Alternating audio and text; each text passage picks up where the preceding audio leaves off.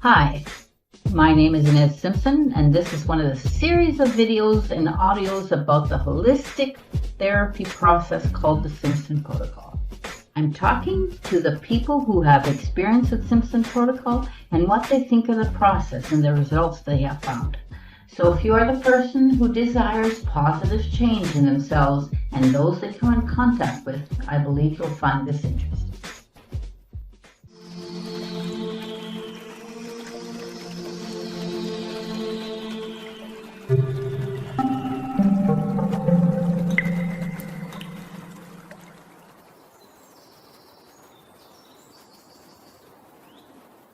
Okay, today we're talking to Honey Lansdowne. She's my UK trainer and, the real English person.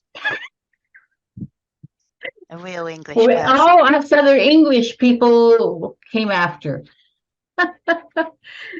So now first, Honey, can you give us some background on you and then why you came into hypnosis?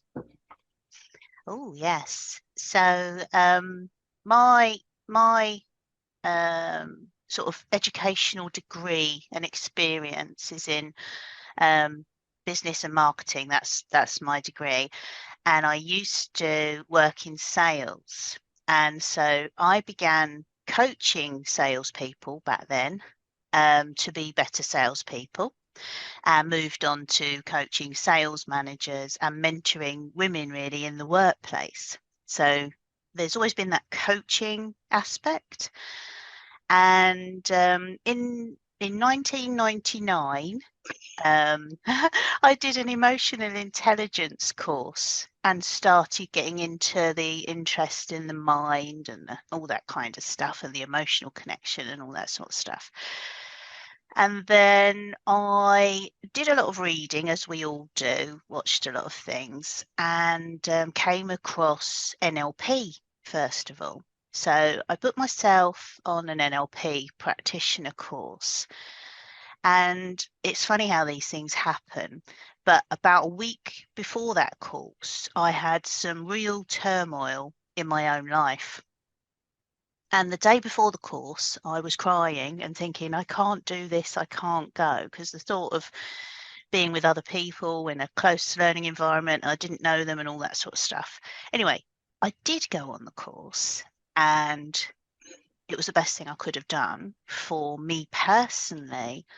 But what I also realized on that course is that everybody has some stuff or some issue that they want to work through, particularly when they're coming into that environment, because they're there for a reason. It's not a mistake. They've chosen to go on the course. And NLP is pretty cool. And I learned how, we have some programming and some beliefs and some values that drive how we think and what we feel and what we do. And I followed that NLP journey through and became a trainer of NLP. So that's kind of that. And started seeing clients and helping people. And because when we are doing that work, a lot of stuff will come up. And NLP has elements of hypnosis anyway, because it works with the unconscious as well. And I got really interested in hypnosis and saw that as leverage to creating. It was really the healing aspects that I was interested at that point, because I knew how to create change, but it was the healing. So that's really why I went for it. So did a hypnosis course, fell in love with it, and the rest is history. And as we all do, when we learn these things, done many different flavors of hypnosis and different courses. And of course, during that journey, came across Simpson Protocol. Yeah. Yeah, so that brings us to, do you remember what you first thought when you got Simpson Protocol? I remember. You were there. So yeah, I came on your training, and at that point I'd been going for quite a while with certainly the NLP and the hypnosis, but I had never myself been in a deep trance. I had never been in a deep trance. And I know the jury's out for hypnotists. Have they ever got to have experienced trance? Yes, no, does it change the experience of the client, blah, blah, blah. But for me personally, it was a game changer because you put me into hypnosis and it was like I was connected with myself at a much deeper level and could have insights within myself privately, and that to me just changed my world, really. So yeah, that was my real memory.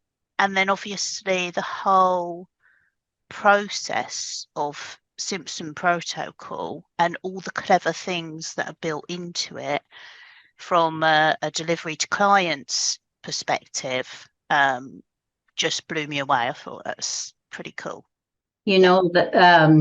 What's very interesting was out of that class that you were in, 3/4 of them thought they'd never been in deep hypnosis, and 3/4 of them went to Esdale. Yeah. Yep. And we see that again and again because I've trained with and you many times. Yeah, and I think it's just people don't realize where they are till they're shown. Yes. Yeah. Yeah, it's like a new door. Here's a whole new world you've never seen before. Yeah, that's right. Well, what type of person or profession benefits the most from SP in your opinion?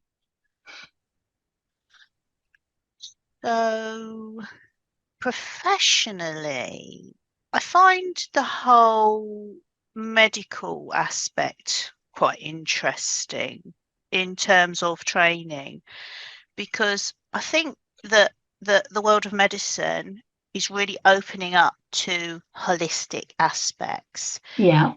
And we've got organisations here in the UK, and I'm certainly seeing that shift. But I always think to myself, I do actually give this feedback, I'll be honest. So if I have to go to the doctors for, say, an injection, and they say there's going to be a sharp scratch, okay, and I remember this from training, but obviously the language that is used has a profound impact on everything that follows. And I usually do say, if you use different language, you could really help people out and give them a softer experience and that kind of stuff. So I find that really interesting because obviously over there you've got the nurses, the doctors, all the people in what I would call not formal medical land, but I would include chiropractors, maybe physiotherapists, that sort of thing, where they're working with the body, not formally with the mind. And we all obviously now know more about the mind and the body being connected. And I think the opportunities that are there for those people is enormous. And I think they would also find it fascinating, actually, how they could create greater impact if they had the mind stuff coming into their work, and maybe not even full-blown client sessions, but even elements. And then you've got the healing aspect also in that world, where if somebody believes that they can heal, if they believe in the power of their own body, if they're able to communicate with their own body and everything else that is available, how they can accelerate and improve their own healing journey. So you've got what I call the medical land, and you've then got the sort of people that are already on the edges of hypnosis, like yoga and Reiki and energy workers and all of those wonderful people who could maybe deepen their practice and deliver more or different services to their client base. But ultimately, anybody, parents, if they want to open up their children's minds, deepen connections, self-help if you just want to learn it for yourself, hobbyists who are curious about hypnosis and want to know about deeper states and to really explore everything that's possible, rather than, this is how you put somebody into hypnosis, this is self-hypnosis, the exploratory world of hypnosis. Yeah. That was a very cool answer. Thanks. What challenges for a practitioner does SP solve, would you say, in your opinion? Right, so somebody that's practicing Yeah. hypnosis.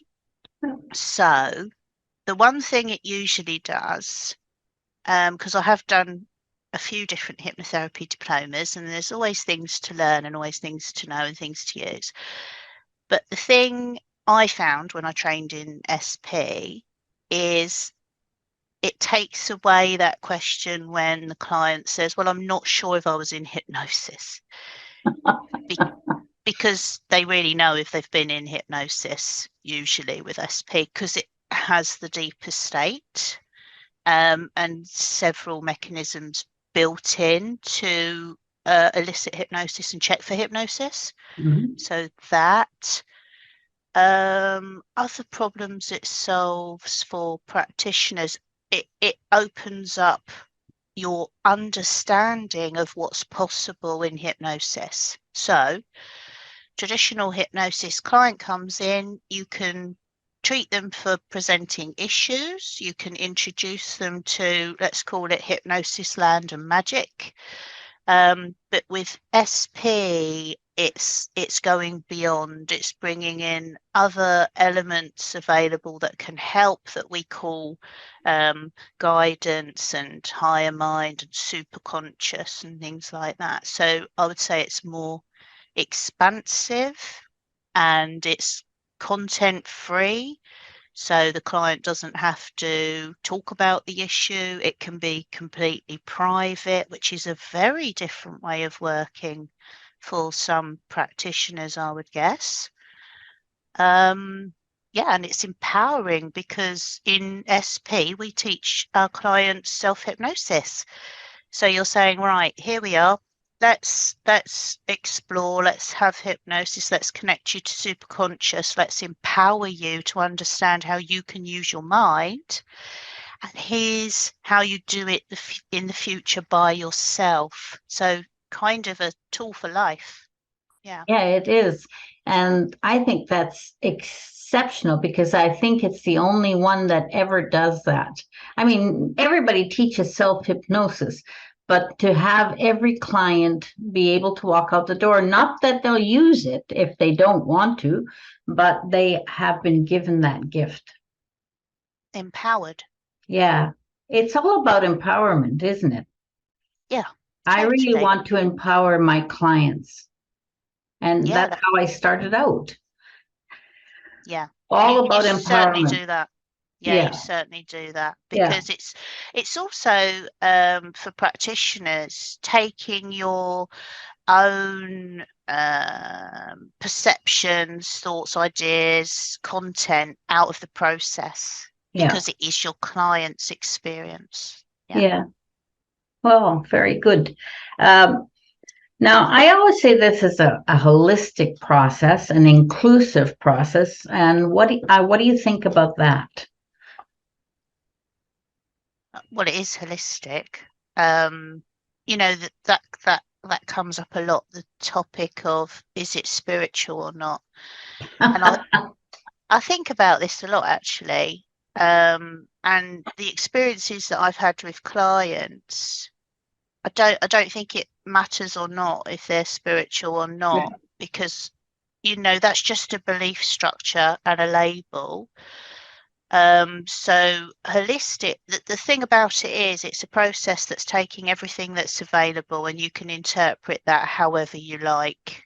Yeah, and you could have a very a smaller of things available that are very powerful, or you can go really broad, and that's all based on your own beliefs and value structure. But holistically, what holistic means to me, and I'll give you an example.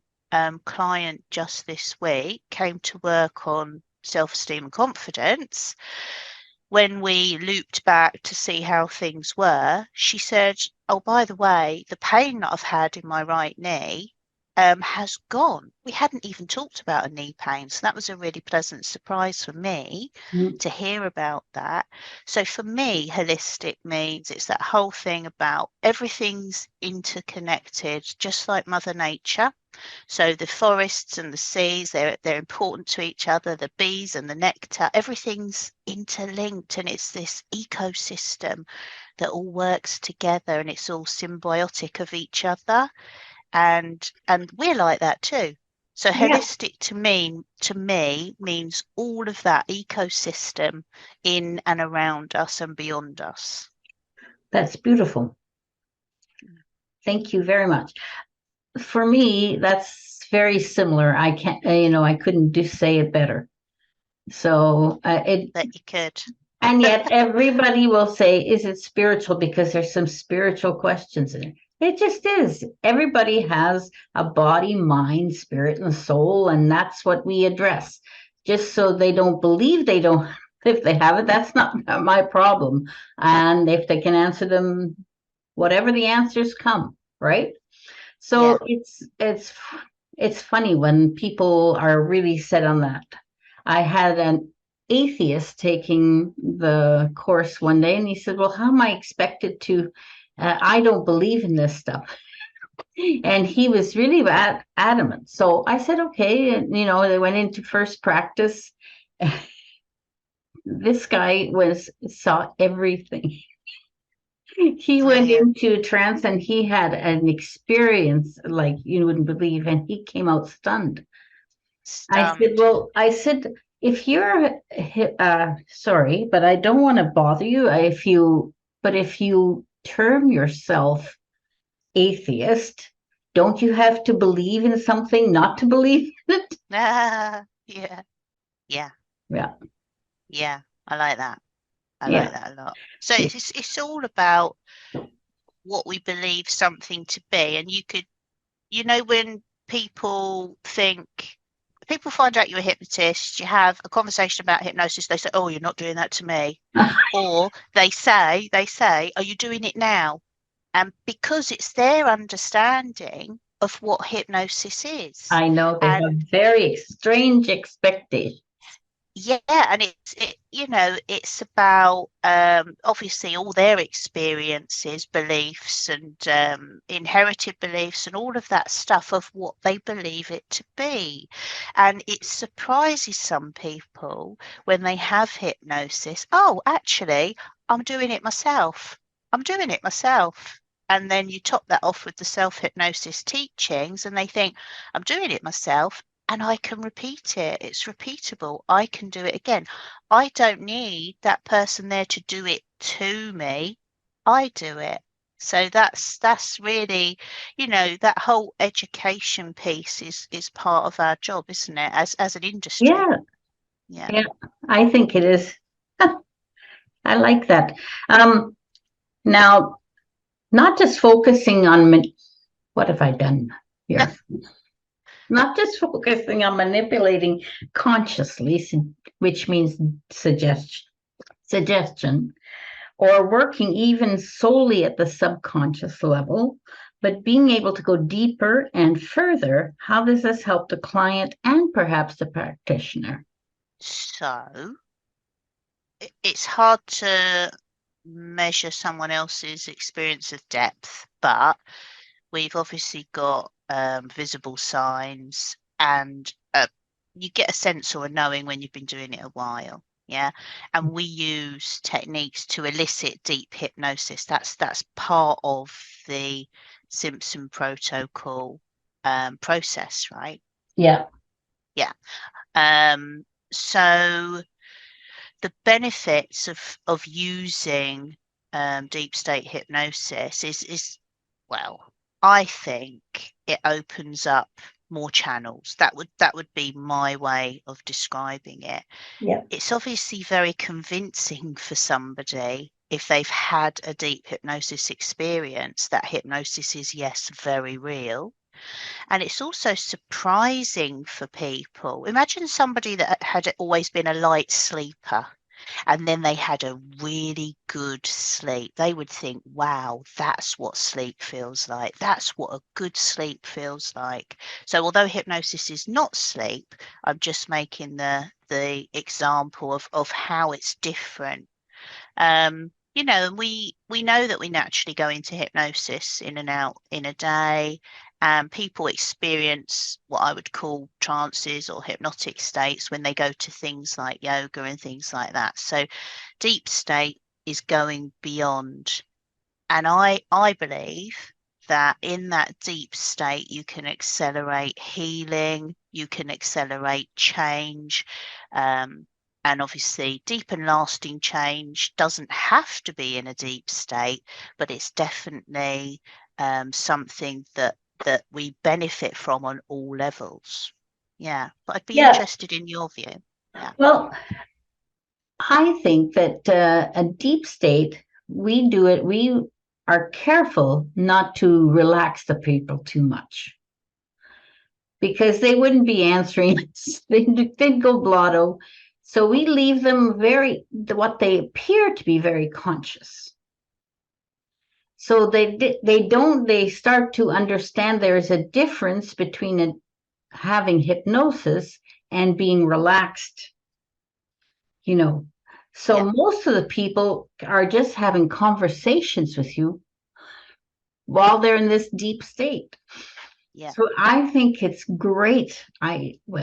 I always would. I have to go spew it all, but I think you explained that rather well. So, and for the practitioner, I think there is lots of benefits. They don't have judgment. They don't have, they're for them, it's easy. Somebody walks in, it doesn't matter what they have, Yeah. right? You don't Yeah. have to go running around looking for scripts and what am I going to do Techniques. now? Yeah. There's That's a good not, one. yeah, that's just so easy. What issue can SP be used for? Have you found like one of your favorites? Mm. So as my work has progressed through the years, my specialisms have been anxiety and depression. They still feature in a lot of my work, but lately, when I say lately, a year or two, I've really been doing a lot of self-esteem and confidence, mostly for women, based around feelings when people don't feel good enough. They feel like they don't fit in and they feel like something's wrong with them. Now, that's that is a pile of stuff coming right there. And often they've had other therapies, whether it be self-help or the whole world of all the therapies that are Mm. available based on our preferences, what someone's told us good, what we've seen advertised, blah blah blah. And then they come into my world and it's hypnosis and obviously taking them into their inner self. And it's that whole bit we were talking about with empowerment. Okay. So they're not talking about the issue, revisiting scenes, guessing what's wrong. Yeah. They are going inside, and part of the Simpson protocol process is to allow people to change things that are with them themselves. So it's not really suggestion where we're saying, those feelings that you had are now beyond you and now you're going to feel XYZ. It's like, what is the presenting issue? We examine possible root causes and then how are we going to change this in the future? Yeah. How are you going to change this in the future, client, with the help of everything available, whether that be superconscious, guidance, whatever. So, and that's a realization for people. Oh, wow. This stuff, I can change it with all this support that's available with me using the power of my mind and the expansive mind and whatever else you believe to be true. it also restores the default settings of how we feel about ourselves based on loads of different things.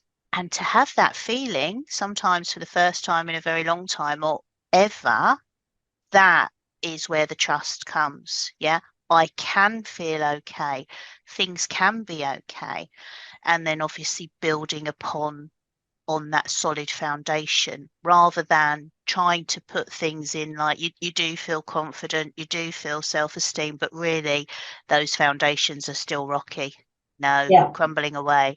So making those foundations really solid and building upon that. So, and then giving the self-hypnosis and saying, in the future, when you have a bad day or doubts enter your mind, or there's a situation in your life that's difficult, yeah, dip into your self hypnosis, top yourself back up, build back on those foundations.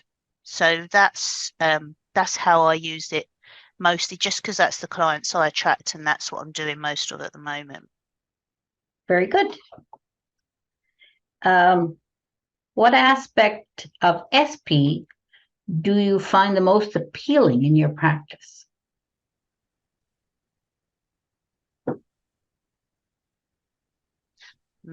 That it's back to what you said a little while ago about anyone could walk in the door. Let's just say the door is online, but anyone could come online and with any issue, yeah. And I haven't got to know how that issue is created, the symptoms of that issue necessarily, all the theory that's out there about that issue. I just work with the person using superconscious mind. Super simple. So yeah, it really is. Although we all usually have our preferences of issues that we work with, there are generalists and there are Yeah. specialists, and it works for either. But you could change your specialism just as I have. And if you wanted to in the future, because you've got this solid skill set that can deal with any issue. So Yeah, yeah, I agree. I remember the days when I was training, the very beginning, and well, people would say, "Oh, my smoking client's coming," and they say, "Now, script should I use?" And then they'd go around looking for that, and then then the guy would come in, and it wasn't smoking at all, yeah, and then they were really flummoxed. yeah. So It's really hard. I mean, that was when I was just starting out, and I thought, "Oh, what the heck? This is not very good." Yeah, it's really hard.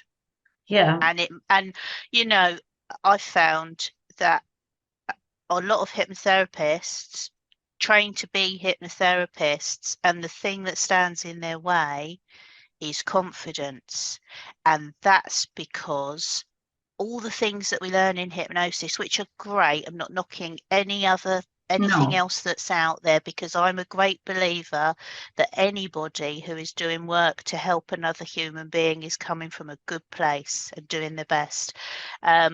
But all that stuff that's out there, all those techniques, all those theories actually just cloud our own mind. And exactly what you said, then you're like, oh, shall I have almost like guessing an outfit for somebody before you've even seen them, and then they walk in the door and you realize that that outfit's completely wrong. A personal shopper wouldn't work that way, so it's the same sort of thing. um but so you are, whatever comes up, that's another thing, whatever comes up, you can deal with it. You haven't got to panic. no. Yeah, I think that's the best part. yeah, I'm a lazy hypnotist, and the simplicity of this is that you can do anything. yeah, Yeah. exactly. Now, I want you to tell us about the awesome retreat you're putting on this summer. Oh yeah. So we've trained online for a long time, and the COVID thing obviously really upped the online training world. And I think that's great. I love that I get to work with and train people around the world. So I love it. Nothing against online. but really that I've noticed clients and trainees have got an appetite for face-to-face. Yeah. So originally it was going to be a face-to-face training, but then the idea came in my mind that sometimes when we go on courses, even though we're away from home, we don't have that exclusive time to really indulge ourselves in what we're learning, time to decompress between the learning, time to build relationships with people that are enjoying the same things as us. So I found this amazing house, beautiful energy. It sleeps 16 single people in, they're not single rooms, but it'll be single occupancy, massive training room, doors that open out onto a beautiful green space, 5 minutes from the beach, a private chef feeds us all. What's not to like about that? And you know, you haven't got to go back to your hotel room on your own, maybe worried about, you know, I don't know who to go out with tonight or whatever.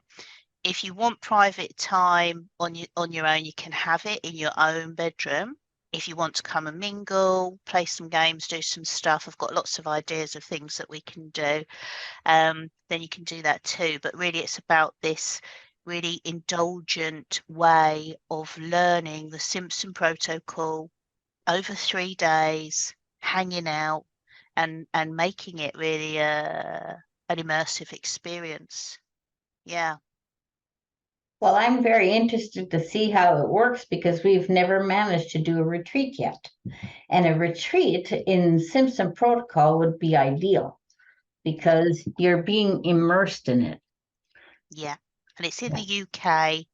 It's in Sussex in the UK, which is about an hour from Gatwick Airport, just over an hour to Heathrow Airport and London. But yeah, it's the space is incredible. So I really hope that people make time for themselves, make time to do training in a way where they can fully indulge and not think, oh, I'll stuff those papers in a bag and come back tomorrow and I won't have practiced because I've driven home and I was tired and all that stuff I've done. You can tell, right? Yeah, just being there and hanging out and Yeah. really enjoying it. Yeah. Yeah. And Simpson protocol, besides that, the training is very experiential. Yes. They do lots of practicing. Lots of practicing. Yeah. Lots of um understanding actually. And there's one thing you did for me is really deepened my understanding of hypnosis, what's available and what's possible, and the whole SP philosophy, you know, that we like to live by as SP practitioners, SP trainers, SP creators, is about possibility and trusting and being open. Yeah. Yeah. So that really does change lives. Yeah. That's good. Very much. Thank you. That was really a good interview. Can you tell us some of the interesting sessions you have? Maybe if just pick out one or two. Yes, I can. So thinking about our conversation earlier with your guy who came to training and wasn't a believer and had the amazing experience. Really common. Yeah, really common. Um, yeah. So I had somebody that came to stop smoking. So used to do a lot of stop smoking as well. CEO of a company, probably would describe himself, it's fair to say, as quite logical minded and non-spiritual, and had a session for stop smoking and like you said, had what I would define as a highly expansive experience, and managed to give up smoking from that. But more than that, I think it was a bit of an eye opener for him of what was within and available, and how we can connect to stuff for our benefit. Mm-hmm. So that, it's just it's quite interesting how we shouldn't define what things are and what might happen, and that phrase, they're the sort of person. And if you take all of that away, actually it's just, let's just see what happens. Mm-hmm. Yeah, so that was one. Fertility wise, some interesting experiences, but one in particular was somebody that tried for 5 years to have baby, 1 year on IVF, came for SP. We included some work around the physical body, but it was actually connected without giving, I don't like to give too many details because it's like keeping my clients safe and private, but there was something actually in her mum's past to do with grief around loss that had caused a massive fear of having a baby of her own, yeah, in case that same situation occurred. So we cleared the grief and did a bit of connection through surrogacy, which is probably a whole nother interview, Yeah. around all of that stuff to create that healing through the family path, if you like. And yes, she did actually have a baby about a year later. So yeah, Wow. so that was cool. Yeah, that was Um, cool. We don't talk about fertility very much, and it's so mm, simple mm, to do, but everybody is shies away from it. I mean, before they're in SP, or they might go into it, as a specialty or something like that. But really, it's so easy to do in SP, and it's different for every person, just like this person who was caused by that. It isn't always the same. no, no So, way. so you can deal with anybody who comes for that. And the girl in Dubai, um, Helen Morris, she's decided that was her specialty. So she went out and she did that. And I think it was great. It was really good. So good Cool. on you. I'm glad that you brought that up. Yeah. But cool. It would be quicker to ask what we What haven't doesn't worked work? with. Yeah. But it really, but something I've settled into as I've become more open and connected is to work in a space where I want to be working. So although I would help anybody and gladly do so, it's this whole the whole women's thing, self-esteem and confidence. It just pains me to see people missing out on opportunities and happiness in their life just because of those little tweaks. That's what I see them as, little tweaks that need to be made to set women free and to give themselves their full sense of power. So that's my big thing at the moment. But next year could be something different. I don't know. Well, thank you very much.